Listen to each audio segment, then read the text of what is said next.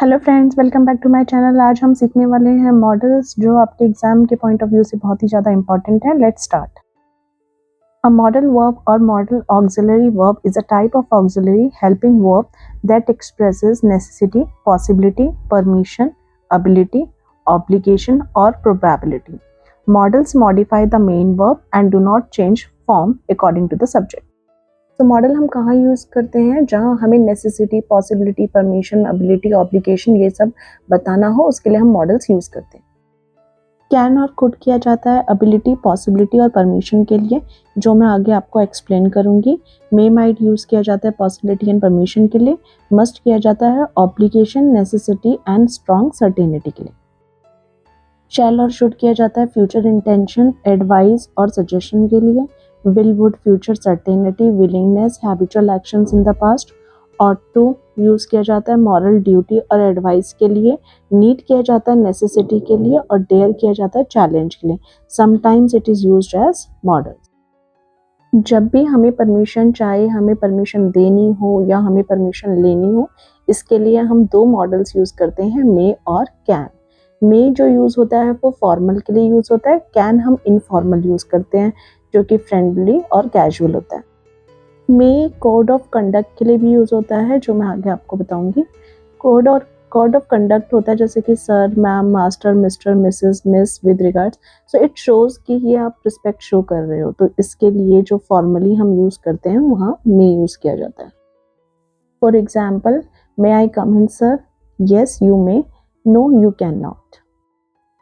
क्योंकि ये फॉर्मली हम पूछ रहे हैं, सर वर्ड यूज किया गया है, that is why may we will use here. Next sentence, Raj can I see your books?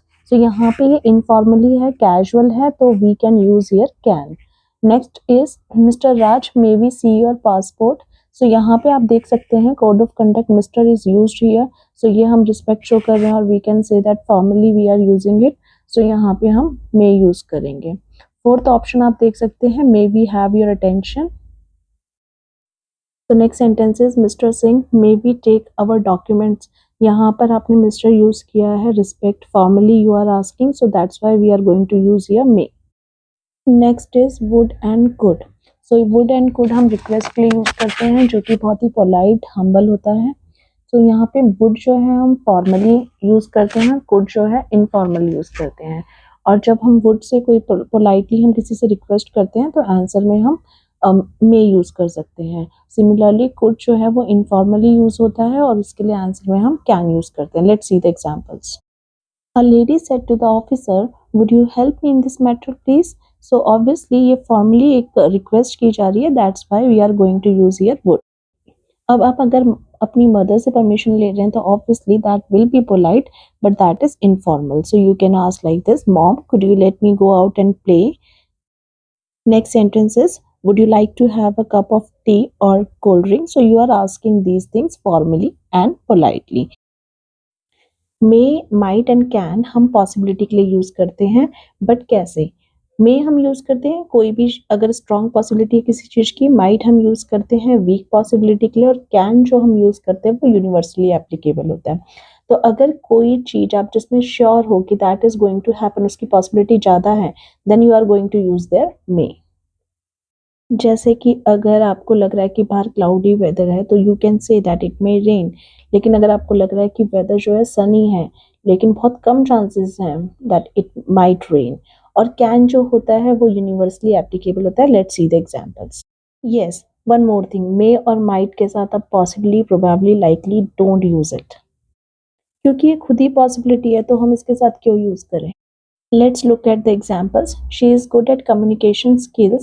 She may qualify for the interview.